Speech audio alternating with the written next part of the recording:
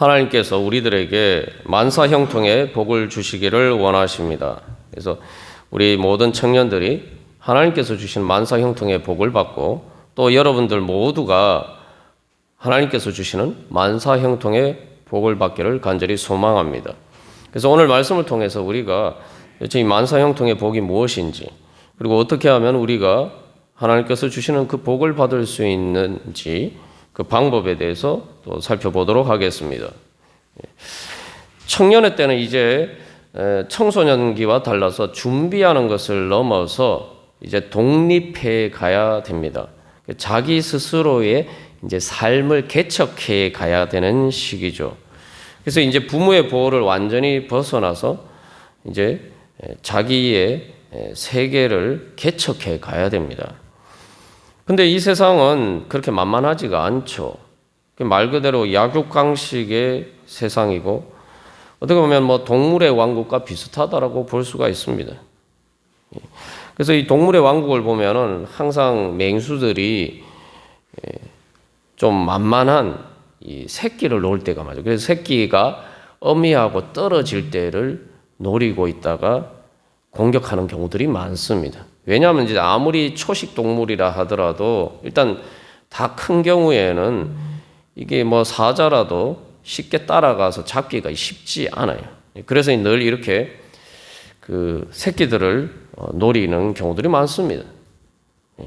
그리고 또 이제 사실 이제 사자나 맹수들도 보면은 살기가 다 어렵습니다. 우리는 뭐 사자는 힘이 세니까 마음대로 뭐 잡아먹으면 된다 이렇게 생각하지만 사자들도 완전히 이제 말 그대로 우리로 식으로 얘기하면 사람으로 하면 청년의 때를 지나서 완전히 장년에 성숙한 이제 사냥 기술을 익힐 때까지는 생존 자체가 사실 어려워요. 제가 이제 동물의 왕국에 비유해서 말씀을 드렸습니다만 이 세상에 이 청년이 되어서 이제 자기의 삶을 개척해 간다는 것이 그렇게 어렵습니다. 그래서 이 청년의 때에 정말 과제는 한마디로 말하면은 이 세상에 죄와 사망의 권세와 싸워서 내가 이길 수 있는가? 그래서 그것들을 이기고 정말 내가 복을 받을 수 있는가? 그리고 또 한 걸음 더 나아가서 정말 다른 사람들에게 복을 줄 수 있는 그러한 삶을 개척해 갈 수 있느냐? 이런 것들이 이제 청년의 때의 인생의 과제죠. 우리가 영적인 것을 보통 우리의 일상의 삶과 동떨어진 것으로 자꾸 생각하기 쉽습니다만, 뭐 청년들이 오늘날 당면하는 뭐 취업의 문제나 뭐 여러 가지 삶의 이제 미래를 열어가는 그런 문제들이 다 사실은 이 죄와 사망의 권세와 싸워 이기는 문제와 관련이 되어 있습니다. 그래서 뭐 학교 다닐 때까지만 해도, 뭐 대학 다닐 때까지만 해도 사실은 정해진 과정을 따라가면 되기 때문에 그래도 보호받는 환경에 있습니다만, 이제 뭐 군대를 간다든지 직장에 취직한다든지 그때부터는 정말 말 그대로 이 세상에서 홀로 서는 법을 홀로 서서 싸워 가야 됩니다. 오늘 이제 창세기 39장의 요셉의 경우를 보면 그렇죠. 요셉이 애굽에 종으로 팔렸다. 종이라는 쉽게 말하면 노예죠, 노예. 노예로 팔렸는데 지금 누가 요셉과 함께하고 있습니까? 아무도 요셉을 보호해 줄 사람이 없어요. 정말 그 험한 세상에 요셉 혼자 던져져 있습니다. 요셉의 형들이 요셉을 잡아서 구덩이에 던져서 죽이려고 이제 구덩이에 던졌는데 사실은 그 구덩이나 지금 애굽의 그러한 요셉이 처한 상황이나 사실 별반 차이가 없어요.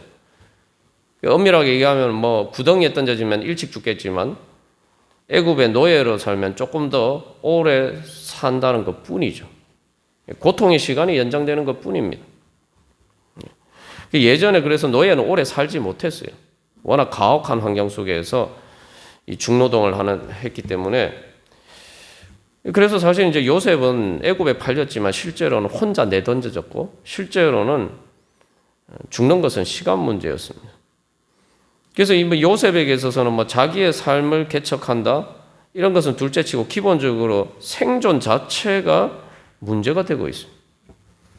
말 그대로 이게 죽음의 권세죠. 우리가 이제 종종 생각할 때 사실은 이제 예수를 믿지 않고 살아갈 때 자꾸 이제 사람들이 착각하는 것은 뭐냐 하면은 인생을 살 때에 내가 아직도 청년이다 이렇게 생각하고 살 때가 많아요. 그게 무슨 얘기냐? 나이가 들어도 청년인 것처럼 생각하고 살면 좋은 게 아니냐? 우리가 그렇게 생각할 수 있습니다만 그런 의미에서 제가 말씀드리는 게 아니고 나이가 들어서 이제 하나님 앞에 부름받을 날이 얼마 남지 않았는데도 불구하고 아직도 죽음이 저 멀리 있는 것처럼. 그러니까 20대 때는 그렇잖아요. 20대 젊은이들에게 청년들에게 죽음의 이야기를 하면은 나하고 상관없는 먼 나라 이야기잖아요. 우리가 그렇게 생각하고 산단 말이죠. 그러나 실제로 청년에게도 실제로 죽음은 멀리 있는 게 아닙니다. 육신의 생명이야 청년의 때니까 혈기왕성하죠. 그러나 저도 20대 때가 정말 삶이 행복했느냐 보면 그렇지 않아요. 정말 죽고 싶도록 힘든 일들이 얼마나 많았는지 모릅니다. 요셉도 지금 그런 상황에 있죠. 근데 요셉의 상황은 이제 정말 끔찍합니다. 이게 우리가 늘 성경에 읽는 이야기고 나중에 요셉이 애굽의 총리가 되었다 그러니까 참 잘 됐네, 성공했네 이렇게 생각하지만 실제로 우리가 이것을 이제 가장 실제로 상상해 보면은 이게 정말 끔찍한 일이에요. 그냥 어른이 돼서 청년이 되어서 미래의 삶을 개척하는 것도 어려운데 노예로 팔렸어요. 여러분 가끔 이제 TV나 드라마나 영화에서 예전에 미국의 흑인 노예들이 어떻게 사는지 보죠. 이때 당시에는 그거보다 더 했으면 됐지 덜 하지 않았겠죠. 그런데 더 괴로운 것은 요셉이 그런 상황에 처한 것이 형들의 죄 때문이라는 거죠. 형들의 죄 때문에. 여러분 이거는 진짜 끔찍한 트라우마예요. 그냥 형들이 죽인 것도 아니고 요셉에게 직접 손을 댔어요. 가족인데 이것도 남이면은 남이 그렇게 해도 사실은 끔찍한 트라우마가 돼요. 이거 말 그대로 살인이거든요. 그런데 이 남도 아니고 가족이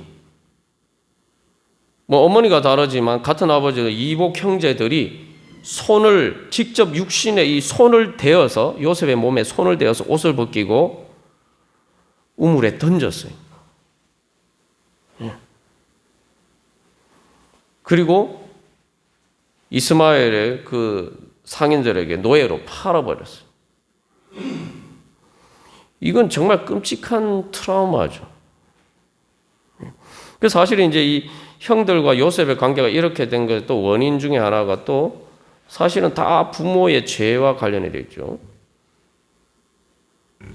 누구의 잘못을 따지기 전에 이게 사실은 그 전 세대 전체에 대한 야곱과 라헬과 레아 또 그 외삼촌 라반 또 이삭과 리브가 그리고 에서와 야곱 이 모든 쉽게 말하면 전 세대들의 그런 모든 죄가 집약이 되어서 나타난 게 바로 요셉의 형들이 요셉을 죽이고 사실 이게 실제로는 죽인 거나 마찬가지죠. 죽이려고 하고 노예로 판 이 결과가 나타난 거예요. 그래서 이 죄의 결과로 요셉은 죽음보다 더 끔찍한 삶의 상황 앞에 직면하게 되었습니다.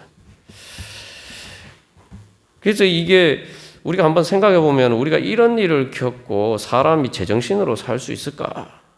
이게 트라우마라는 게 그런 거 아닙니까? 트라우마라는 게 내가 내 머리로 이게 제어가 안 되는 거예요.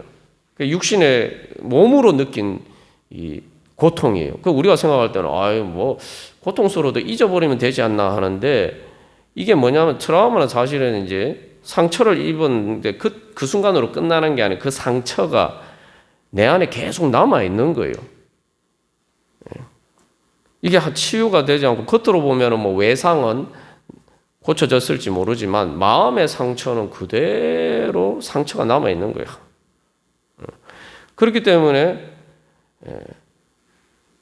그게 계속 삶에 이제 영향을 미치게 되어 있죠.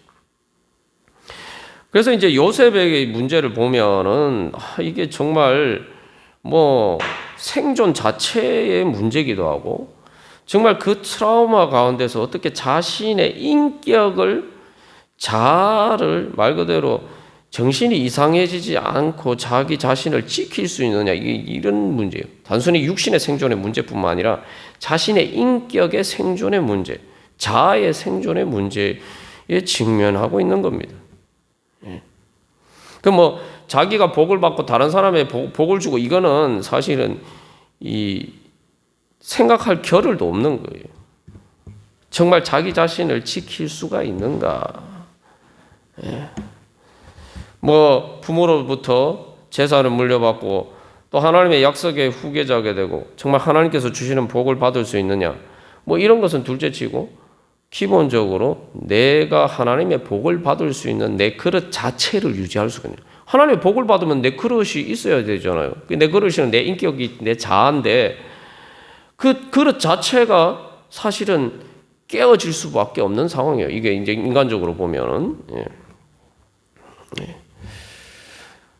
그런데 이제 오늘 이제 만사형통 제가 얘기를 했습니다만 성경에 만사형통이 어딨냐? 바로 창세기 39장 오늘 본문 말씀에 있어요. 문자 그대로 만사형통입니다. 이게. 그래서 창세기 39장 3절 말씀에 여호와께서 그의 범사에 형통하게 하심을 보았더라. 이게 범사라고 되어 있는데 원문상 의미는 말 그대로 all 모든 일에 형통이라는 번역되었습니다. 이게 이 형통이란 말 그대로 말과 번창하다, 번영하다 한마디로 성공이란 말이에요. 그러니까 우리에게 좀 더 이제 직접적으로 다가오는 의미로 해석하면은 요즘 형통이라는 말은 잘 안 쓰잖아요. 요즘 말로 치면 성공이에요. 한마디로 범사에 형통하게 한다. 이게 문자 그대로 히브리 원문상에도 모든 일에 성공하게 하셨다. 그리고 39장 마지막 절에서도 여호와께서 그를 범사에 형통하게 하셨다. 하는 모든 일마다 다 성공하게 하셨다. 이렇게 이야기를 하고 있습니다. 여러분 잘 기억하십시오. 성경에 만사형통이 어디 나오느냐? 창세기 39장에 나옵니다. 그 문자 그대로 나와요. 자, 근데 여러분 오늘 본문을 읽어보면 이게 지금 만사형통입니까? 성공입니까? 도대체 뭐가 성공이죠? 가장 밑바닥으로 지금 신세가 전락했어요. 그래서 뭐 이렇게 보디발의 집에서 그래도 잘 열심히 해서 그래도 이제 총무까지 되었으니까 노예가 이제 사실 그런 자리까지 올랐으니까 사실은 이거는 말 그대로 기적과 같은 일이죠. 그래서 뭔가 조금 그래도 인생에 뭔가 빛이 보이나 했더니 이번에는 보디발의 아내의 유혹을 뿌리친 것 때문에 결국은 모함을 받아서 신세가 더 전락했어요. 한 단계 더 떨어졌어요. 노예에서 제수로 떨어졌어요. 이제 갈 때까지 간 거예요, 이게. 그런데 오늘 성경 말씀에서는 이런 상황을 다 이야기를 하고 난 다음에 결론이 여호와께서 그를 범사에 형통하게 하셨더라. 조금 황당하지 않습니까? 그래서 이거 만사형통이라고 그러더니 성경에서 말하는 만사형통은 우리 생각하고 다른가 보다. 성경 말씀이 말하는 만사형통의 복은 별로 이렇게 좋은 게 아니구나. 우리가 그렇게 생각할 수가 있습니다. 그래서 사실 이게 앞에 노예로서의 삶도 보면은 요즘도 직장 생활하면은 이 정도의 차이가 있을 뿐이죠. 사회생활하면 그렇습니다. 그리고 보디발의 아내와의 사건 이것도 우리가 그냥 표면적으로 그냥 단순히 어떤 성적인 문제라고만 생각하기 쉽습니다만 이게 그런 문제가 아니에요. 단순한 이 보디발의 아내는 쉽게 말하면 요셉이 가정의 모든 것을 다 주관할 수 있지만 유일하게 자기보다 높은 사람이 두 사람이죠. 보디발과 보디발의 아내예요. 이게 쉽게 말하면 요즘 직장 상사예요. 이게 일종의 갑질이에요. 요즘 흔히 뉴스에 나오는 바로 직장 상사로서의 권력을 이용해서 성희롱하고 또 성폭력을 하는 그런 일이에요. 그런 일이 잘 안 되니까 그 다음에 어떻게 무고하고, 그 결국 어떻게 되면 해고된 거 아니에요, 그죠? 해고만 당한 게 아니고 감옥에 갇혔어요. 억울하게. 이게 오늘날 뉴스에서 이런 우리가 흔히 보는 모든 사건들이 집약체 아닙니까? 근데 도대체 이게 무슨 만사 형통이냐? 우리가 그렇게 질문할 수가 있을 거예요. 그러니까 우리는 이제 결론을 아니까 결국 애굽의 총리가 되고 다 그렇게 됐으니까 결국 그런 관점에서 우리가 생각할 수도 있겠습니다만, 우리가 여기서 그러면은 던져야 되는 질문은, 어떻게 요셉은 이런 끔찍한 상황 속에서도 자기 자신을 지킬 수가 있었느냐? 그래서 내가 하나님께 복을 받아서 다른 사람들에게 나누어 줄 수 있는 그런 인격을 지킬 수가 있었느냐?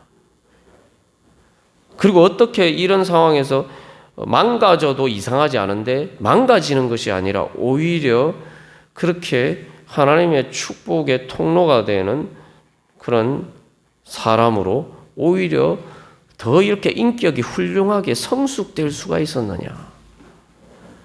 여기서 중요한 것은, 그래서 우리가 바로 그 비결을 깨달아 아는 겁니다. 그리고 그것은 요셉뿐만 아니라 우리들에게도 주시는 하나님의 약속입니다. 그래서 중요한 것은 이 청년의 때에 바로 이러한 요셉과 같은 능력을 얻어야 되고, 이런 능력은 사실 청년의 때뿐만 아니라 또 앞으로의 모든 삶 가운데, 우리의 평생의 삶 가운데 또 우리가 사모해야 될 능력이기도 합니다. 그래서 이 능력을 크게 이제 세 가지로 나눠볼 수 있는데, 첫 번째는 그냥 말 그대로 이거는 신앙과 상관없이 이 일을 잘하는 능력이죠. 보통 우리가 세상적으로는 말 그대로 능력 있는 사람. 그래서 이제 창세기 39장 2절 말씀에서는 요셉이 형통한 자가 되었다. 이 형통한 자라고 되어 있는데, 이거 한마디로 성공한 사람, 성공하는 사람이 되었다. 그래서 말 그대로 요셉이 일을 잘 했기 때문에 말 그대로 능력이 있었으니까 보디발이 그 모든 일을 맡기지 않았겠습니까? 요까지는 이제 우리가 세상에서 흔히 생각할 수 있는 문제입니다. 근데 여기서 중요한 것은 요셉이 그런 능력을 인정받을 수 있는 상황에 있었는가? 그래서 요셉의 사실은 이제 여기서는 단순히 보통 우리가 말하는 능력이 있다 이런 문제가 아니라, 요셉의 능력은 현실의 상황을 바꾸는 능력이에요. 그러니까 하나님께서 악을 선으로 바꾸게 하셨다라고 이야기하는데, 바로 삶의 현실, 죽음의 환경을 내가 다스리고 그것을 통제를 해서 그 현실의 악한 죄와 사망의 권세를 통해서 나를 공격하고 나를 망가뜨리려 하는 그 모든 것들을 제압하고 이기고 그 현실을 오히려 나에게 유익하도록 바꾸는 능력이죠. 그래서 이 요셉은 이런 능력을 얻었는데, 여기 능력에서 사실은 그래서 가장 중요한 것은 요셉은 책임감이 있었다는 걸 우리가 알 수가 있죠. 그리고 무엇보다도 가장 중요한 것은 신뢰할 수 있는 사람이었다. 이것도 참 역설적입니다. 요셉은 배신의 트라우마가 있는 사람이에요. 자기가 배신당한 트라우마가 있는 사람이에요. 그런데 요셉은 신뢰의 능력이 있었다는 거죠. 신뢰를 줄 수 있는 그 책임감의 능력이 있었다는 거예요. 다시 말하면 요셉은 노예의식에 물들지 않고, 자기가 노예였지만 노예의식에 물들지 않고 주인으로서의 주인의식이 있는 사람이었다는 거죠. 이게 사실 인생을 사는데 가장 큰 문제가 뭐냐? 사람으로 하여금 성공하지 못하도록 만드는 가장 큰 장애물이 뭐냐? 노예의식입니다. 노예의식. 이스라엘 백성들이 보면은 이스라엘 백성들의 실패의 근본적인 원인은 뭡니까? 그들이 하나님이 애굽에서 그들을 구원해 주셨는데, 말 그대로 이제 요셉처럼 이스라엘 백성들이 애굽에 노예로 살았잖아요. 노예로 살았는데 하나님께서 해방시켜 주셨어요. 그래서 가나안 땅에서 자유인으로 하나님의 백성으로 살 수 있도록 은혜를 베풀어 주셨는데, 그들이 애굽의 종으로 살던 노예의식에서 못 벗어나서 결국은 하나님이 주신 은혜를 누리지 못한 거예요. 노예의식이 뭐냐?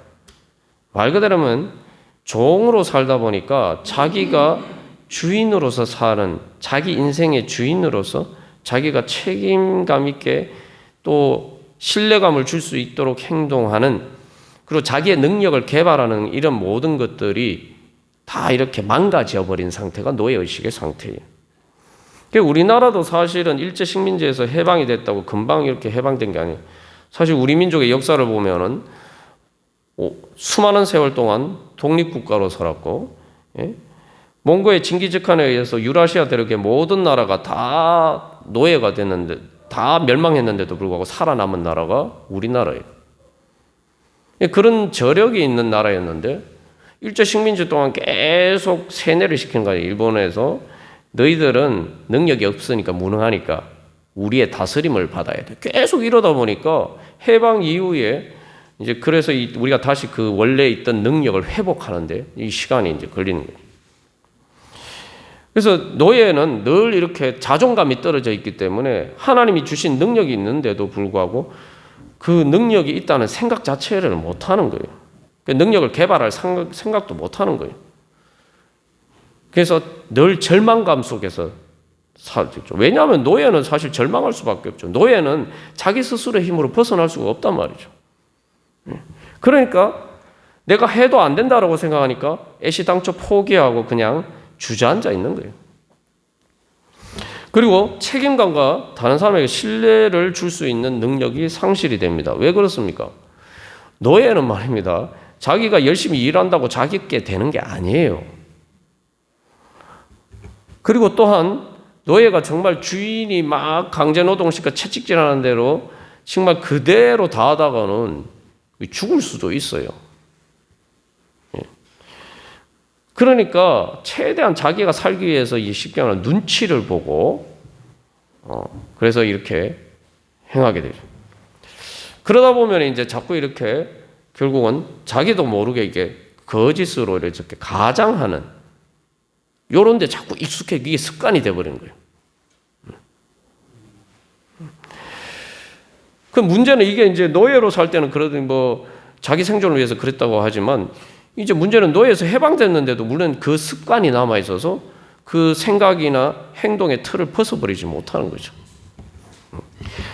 그런데 요셉은 그 애굽의 노예로 팔렸음에도 불구하고 정말 절망할 수밖에 없는 상황임에도 불구하고 노예의식에 사로잡혀 있지 않았다라는 걸 알 수 있죠. 그러니까 이제 보디발이라는 사람이 사실은 애굽의 바로의 친위 대장이니까 뭐 요즘 대통령 뭐 경호실장 같은 사람이고 정말 권력의 최실세인데 그 사람이 보기에도 저 사람은 믿을 만하다 이렇게 된 거죠. 단순한 이건 능력의 문제가 아니라 사실은 아무리 능력이 있어도 저 사람 믿을 만하다 이 생각이 들지 않으면 못 맡기죠. 그래서 사실 여기서 바로 요셉의 인격적인 능력, 다른 사람에게 신뢰감을 주고 책임감이 있는 저 사람한테 맡겨놓으면은 내가 간섭하지 않아도 자기가 알아서 다 잘 해줄 것이다. 자기 일이 아니라고 대충 하지 않고 자기 일이 아님에도 불구하고 자기 일처럼 정말 잘 할 것이다. 그래서 이 보면은 보디발이 맡기고는 아무것도 간섭 안 했다 그러잖아요. 그리고 간수장도 요셉에게 맡기고 아무 간섭도 안 했다 그래요. 간섭할 필요가 없는 거예요. 자, 이게 이제 사실은 그래서 요셉이 성공할 수 있었던 가장 중요한 능력입니다. 그래서 우리가 재능이나 뭐 머리가 좋다거나 어떤 재주가 있다거나 뭐 이런 것들은 다 하나님께서 사람마다 다 각자에게 주신 것들이 있어요. 근데 그게 이제 성공하기 위해서는 재능이 있다고 재능과 성공은 별개 문제입니다. 그래서 성공하기 위해서 첫 번째로 있어야 되는 능력은 그 재능을 잘 발휘하고 정말 할 수 있도록 그 사회 관계 안에서 그 모든 것들을 자기의 삶 가운데 그것들을 가지고 살아갈 수 있는 책임감 있게 신뢰를 주면서 살아갈 수 있는 그래서 인정받을 수 있는 요 인격적인 능력 이게 제일 먼저 이제 있어야 돼요. 그래서 이걸 뭐 요즘 흔히 이야기하는 EQ라고 하는 게 바로 이겁니다. EQ가 바로 이거죠. IQ가 높다고 성공하는 건 아니니 세상에서 성공하는 것은 성공의 비결에는 EQ가 높아야 된다라고 했는데 그 EQ가 바로 이러한 능력입니다. 그 다음에 두 번째로 참된 성공의 능력이 뭐냐? 성공을 위한 능력이 뭐냐? 두 번째는 바로 도덕적인 능력입니다. 그래서 앞의 능력은 자기의 현실의 죽음의 권세를 다스리는 능력이었다면은 이 도덕적인 능력은 죄를 다스리는 능력이에요. 그래서 사실 이게 더 중요한 거예요. 왜냐하면 죽음은 죄에서 오는 거거든요. 요셉의 자기 자신의 현실의 끔찍한 상황도 어디서 왔습니까? 뭐 자기 자신의 부족함도 있었지만 뭐 바로 죄에서죠. 그 죄의 결과로 죽음이 왔어요. 그렇기 때문에 죽음을 이기는 이러한 능력을 얻기 위해서는 뭐가 있어야 돼요? 죄를 이기는 능력이 있어야 돼요. 도덕적인 능력으로 제가 표현했습니다만 그건 바로 죄를 이기는 능력이에요.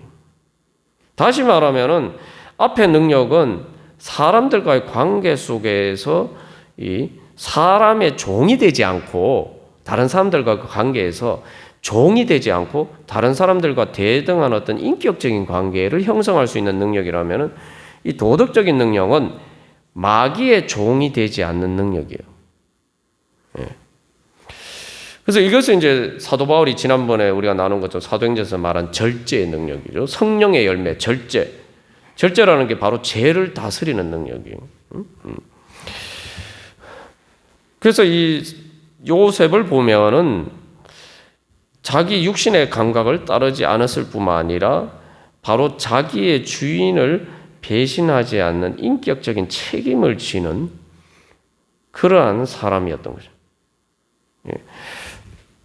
그래서 이게 이제 사실은 우리가 뭐 요셉이 단순히 육신의 적용을 이겼다 이렇게 생각하지만 이게 단순히 그런 문제가 아니에요. 앞에서 얘기한 것처럼 보디발은 주인이에요. 실제로 주인이에요. 노예가 주인의 명령을 거부할 수가 없어요. 이거는. 주인의 명령을 거부하면 이게 죽음이에요. 사실은 어떻게 보면은 요셉은 그것을 거부할 만한 위치 자체에 있고 그런 힘도 없었던 사람입니다. 그런데도 불구하고 그것을 거부했어요. 뭐요? 나는 죄의 종이 되지 않겠다는 거죠. 그러니까 요셉은 사실은 노예였지만 사실은 주인이었던 거예요. 보디발의 아내는 주인이었지만 자기의 육신의 정욕에 죄의 노예였는데 죄의 종로를 하고 있었지만 그러나 요셉은 죄의 종이 아니라 죄를 다스리는 바로 그러한 진정한 하나님의 형상으로서의 그러한 주인의 자리에 서 있었다는 거죠. 그래서 여기서 이제 가장 중요한 것은 요셉의 말에서 이제 그래서 이 자기 주인을 배신하면 안 된다. 내 주인의 신뢰를 내가 배신할 수 없다. 이것과 함께 이건 이제 사람들 간의 관계에 있어서 죄의 문제죠. 그리고 거기서 한 걸음 더 나가서 내가 어떻게 하나님께 죄를 짓겠느냐라고 이야기해요. 나는 하나님께 죄를 지을 수 없다. 그래서 사실 이제 여기서 이제 요셉은 어떤 사람이냐? 결국은 보이지 않는 곳에서 사람의 눈이 보이지 않는 곳에서도 하나님을 의식하면서 사는 사람이에요. 그러니까 요셉의 주인은 보디발도 아니고 보디발의 아내도 아니고 하나님이 자기 주인이에요. 하나님이 자기의 주님이었어요. 그러니까 나는 내 주님의 명령에 따라서 나는 사는 사람이다. 이렇게 이야기하는 거죠. 그래서 사실 이제 이런 문제들은 이 보디발의 유혹이나 이런 문제들은 사실은 사람 눈에 보이지 않는 곳에서 은밀하게 일어나는 거지. 그러니까 사람의 눈만 의식하면은 이런 자세를 취할 수가 없어요. 그래서 여기서 이제 우리가 한 가지 기억해야 할 것은 우리가 성공하기 위해서는 성공이 어떤 거냐라고 여러 가지로 생각하지만 진짜 성공하기 위해서는 죄를 이길 수 있는 능력이 있어야 돼요. 뭐 이게 뭐 신앙을 떠나서도 오늘날 보면 그렇지 않습니까? 순간의 실수로 자기 평생 쌓은 것들을 한순간에 다 무너뜨리는 사람들이 얼마나 많습니까? 뭐 그럼에도 불구하고 뭐 잘 통과해서 세상에서 성공하면서 산다? 그게 진짜 성공일까요? 죄의 문제를 보면은 죄가 뭡니까? 죄는 일단 남의 복을 주지 않는 거예요. 남의 복을 뺏는 거예요. 요셉의 형들이 그렇잖아요. 그리고 중요한 건 남의 복만 빼앗으면 다행인데 자기 복도 빼앗는 거예요. 죄를 짓고 행복하게 살 수 있을까요? 진짜 행복하게 살 수 있습니까? 그 가운데서 자기가 행복하다고 생각하는 것 자체가 사실은 마귀의 세뇌가 돼서 마귀의 종로로 타면서 사는 거죠. 사실은 죄를 지으면 가장 큰 피해자는 자기 자신입니다.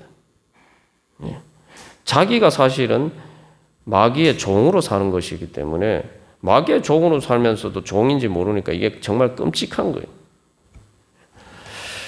그래서 이제 마지막으로 그러면은 이게 뭐 앞에서 두 가지 능력을 이야기를 했습니다만 이거 정말 어렵죠. 예? 자기 삶의 현실을 다스린다. 그리고 죄를 이긴다.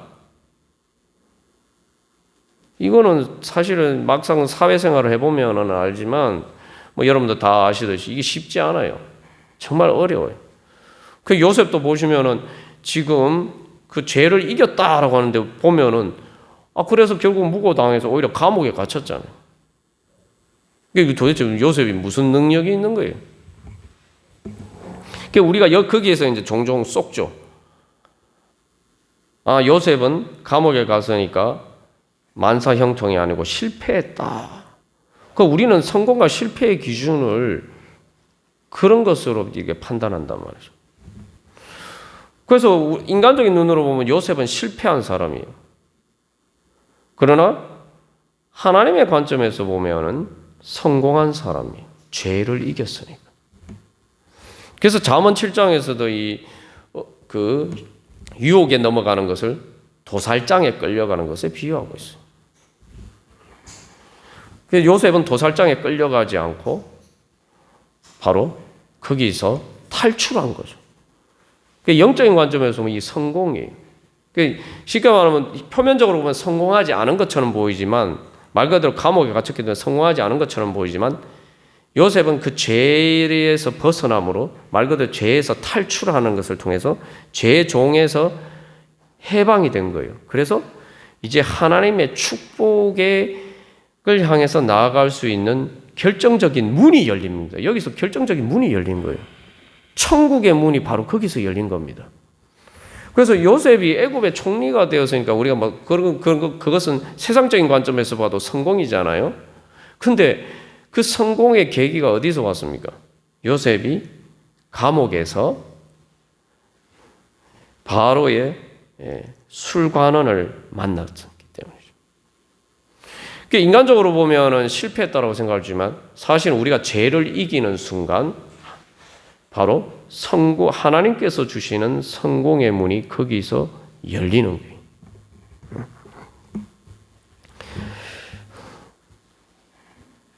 그래서 죄 가운데 있으면 그래서 사실은 남도 불행하게 만들고 자기 자신도 결국 불행하게 되고 그게 성공입니까? 여러분 보시듯이 다 알잖아요. 세상에서 성공한 사람들 보면은 정말 성공했다라고 하는데 정말 행복한가? 대부분 아니라는 게 우리가 언론을 통해서 늘상 접하는 일 아닙니까? 세상에 성공했다는 사람 치고 행복한 가정을 이루고 있는 사람이 여러분 대한민국에서 우리가 아는 제일 성공한 사람들 중에 행복한 가정을 이루고 있는 사람이 얼마나 됩니까? 예? 다 지금 이게 사실은 이제 요셉의 가정에서 일어난 문제가 이게 족장의 후계자가 누가 되느냐. 조금 우리식으로 얘기하면 요즘식으로 쉽게 생각하면은 재벌의 후계자가 누가 되느냐. 회장 자리를 후계자 자리를 놓고 서로 싸운 거예요. 그래서 이제 지금 죽인 거예요. 말 그대로 이게 막장 드라마입니다. 그래서 요셉은 그 막장 드라마의 희생자고, 그죠? 그게 뭐가 성공이냐 우리가 질문해 볼 필요가 있습니다. 그래서 결론적으로 그러면 이 두 가지가 말은 그게 성공의 비결이다 이렇게 이야기하지만 정말 어려운데 그거 어떻게 할 수 있느냐? 사람은 하기가 어렵습니다. 어떻게 보면 사람에게는 불가능한 일일 수도 있어요. 그래서 성경은 뭐라고 이야기합니까? 요셉의 성공의 원인을 뭐라고 얘기합니까? 그래서 창세기 39장 3절 말씀에서도 그의 범사에 형통하게, 그러니까 모든 일에 성공하게 하셨다 라고 하는데 누가 주체가 누굽니까? 요셉이 아니에요. 여호와께서. 그리고 여호와께서 그와 함께 하셨기 때문에. 23절에서도 마찬가지입니다. 누가 요셉이 모든 일에 성공하게 해줬죠? 그 주체가 누구죠? 여호와 하나님이. 그리고 그 이유에 대해서 뭐라고 얘기합니까? 여호와께서 요셉과 함께 하셨기 때문에. 이게 바로 하나님의 형상입니다. 하나님의 능력이에요. 하나님의 능력을 받는 거예요. 하나님의 능력을 받으면 할 수 있다는 거예요. 네. 그래서 결국 오늘 말씀이 우리에게 증가하는 것은 성공의 원인이 뭐냐? 진정한 성공의 원인이 뭐냐? 하나님께서 우리와 함께 하시는 것이다. 네. 그리고 진짜 성공이 뭐냐? 그것은 죄와 사망의 권세를 이기는 것이다. 앞에서 얘기했지만 세상에서는 성공했다고 볼지 모르지만 죄를 이기지 못하면 자기도 불행하고 남도 불행하게 하고 삶을 지옥으로 만들잖아요. 다른 사람도 삶도 지옥같이 만들고, 그죠? 그게 뭐 요셉의 형제들, 이게 야곱의 자녀들이 이복 형제들 아니에요? 이복 형제들끼리 이게 후계자 자리를 놓고 사실은 싸운 거나 마찬가지인데 이게 지금 이복 형제들끼리 싸워서 이게 뭐예요? 세상에도 뭐 형제난 이러면서 우리가 뭐 다 잘 알지 않습니까? 그죠? 그 사람은 죄 가운데 있기 때문에 죽음의 권세를 이길 수 없고 죄도 이기지 못하고 죽음도 이길 수가 없어요. 그러나 하나님께서 우리와 함께 하시면은 우리가 이길 수가 있습니다. 여기서 39장의 요셉의 성공에서 요셉이 사람들과의 삶에서 계속 일어나는 문제들 속에서 가장 중요한 주제 중에 하나가 신실함이에요. 요셉은 믿을 수 있는 사람, 믿고 맡길 수 있는 사람, 사람들이 신뢰할 수 있는 사람, 말 그대로 신실한 사람이에요. 이게 이제 39장에 나타나는 사실 요셉의 가장 큰 능력은 이 능력이에요. 근데 그 신실함의 능력은 어디서 왔느냐? 신실함이라는 말과 믿음이라는 말이 신약 성경에서는 단어가 똑같은 단어예요. 하나님께 대해서 사용되면 하나님의 신실하심이고 사람에 대해서 사용하면 하나님께 대한 믿음을 얘기해요. 그래서 이 창세기 39장 21절에서 아주 중요한 이 또 말씀이 있는데 여호와께서 요셉과 함께 하시고 그에게 인자를 더하사 이렇게 말씀하고 있습니다. 근데 이것도 보면은 참 기가 막힙니다. 아니 뭐 하나님이 인자를 더하셨다는데 이게 지금 더 사랑하셨다는 거예요. 여기 인자라는 말은 신실한 사랑, 변하지 않는 사랑. 하나님께 사용되는 하나님의 영원한 사랑을 이야기해요. 그런데 하나님이 사랑하신다면서 지금 뭐 더 잘된 게 아니고 하나님이 더 인자를 더하사, 쉽게 말해 이게 더한다는 말이 이제 손을 뻗는다는 말이에요. 이게 뻗친다. 이게 그래서 이게 확장한다 이런 말인데 하나님의 사랑의 범위를 더 넓히셨다 이게.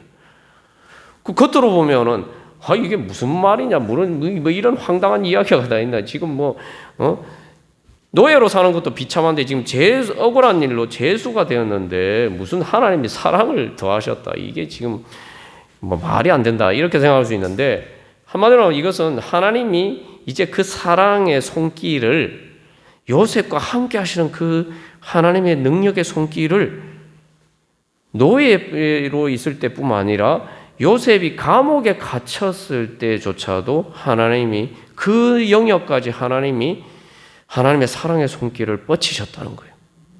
그러니까 이게 뭡니까? 우리가 생각할 때는 늘 이렇게 현실만 이게 자꾸 현실의 지금 상황을 자꾸만 보는데 내가 지금 노예가 되고 죄수가 된 상황 속에 이런 상황에 무슨 여기 하나님이 계시냐? 요셉은 뭐 정말 그런 질문이 없었을까요? 요셉은 그렇게 생각 안 했을까요? 13년이라는 세월이에요.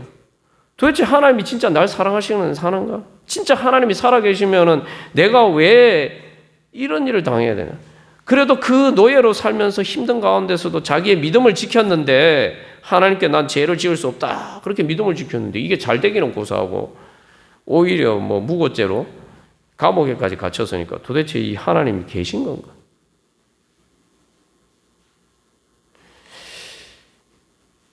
그런데 하나님은 이제는 그래서 요셉이 그 상황에서 발견하게 된 것은 하나님은 자기 인간의 눈에 보이지 여기는 하나님이 안 계실 거야. 내가 이런 상황에 있는데 어떻게 하나님이 계셔? 그리고 하나님이 계신다 하더라도 지금 나하고는 함께 안 계시겠지. 라고 하는 그 상황에서조차도 하나님은 함께 계신다라는 그 사실을 발견하게 된 거예요. 이게 영적인 지평이 열리는 거예요. 새롭게 열리는 거예요. 영적인 지평이 확장이 되는 거예요. 예전에 뭐 쉽게 말하면 우리 신앙은 내가 기도할 때만, 내가 뭐 교회에서만 예배 드릴 때만, 아니면 내가 세상에서 잘 되고 건강하고 좋은 일이 있을 때만 하나님이 거기 계신다고 생각했는데, 내가 가장 삶의 구렁텅이, 아무도 내 옆에 없을 때 하나님이 여기 계신다라고 믿을 수 없는 죄와 사망의 음침한 골짜기의 가장 깊은 곳에서도, 그곳에서도 하나님이 계시고 하나님이 함께 계시고 하나님이 다스리고 계시고 하나님이 그곳에서도 나를 지키시고 나를 사랑하고 계시구나. 그걸 발견하게 된 거예요. 뭐 제가 여러 번 간증했지만 저도 그래요. 제가 천국을 경험한 게 언제냐? 세상에서 잘 나가 세상 사람 보기에 성공할 때가 아니었어요. 제일 밑바닥에 수렁에 처박힌 것 같은 상황이 있을 때 예수님을 만나니까 예수님이 여기 계시구나. 그래서 거기에서 천국의 걸 경험했어요. 그리고 거기서부터 이제 다시 시작하는 겁니다.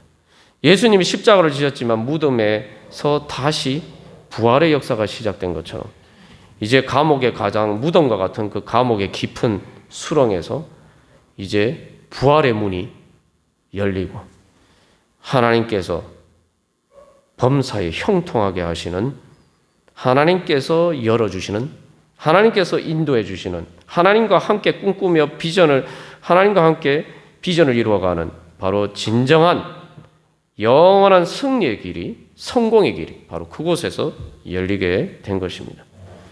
우리도 바로 그 주님께서 우리와 함께 하심을 믿고 우리가 그 주님과 함께 할 때, 믿음으로 갈 때에, 나아갈 때, 또 우리 하나님께서 우리와 함께 하셔서 바로 그렇게 우리를 그 성공의 길로 인도해 주실 줄 믿습니다. 우리 주보에 한 주간 기도문 1, 2, 3, 4, 5번이 있는데 저와 여러분들이 하나씩 교독하면서 우리 한번 읽어보도록 하겠습니다. 제가 먼저 1번 읽겠습니다. 우리와 함께 하시는 하나님과 함께 하기를 소망합니다.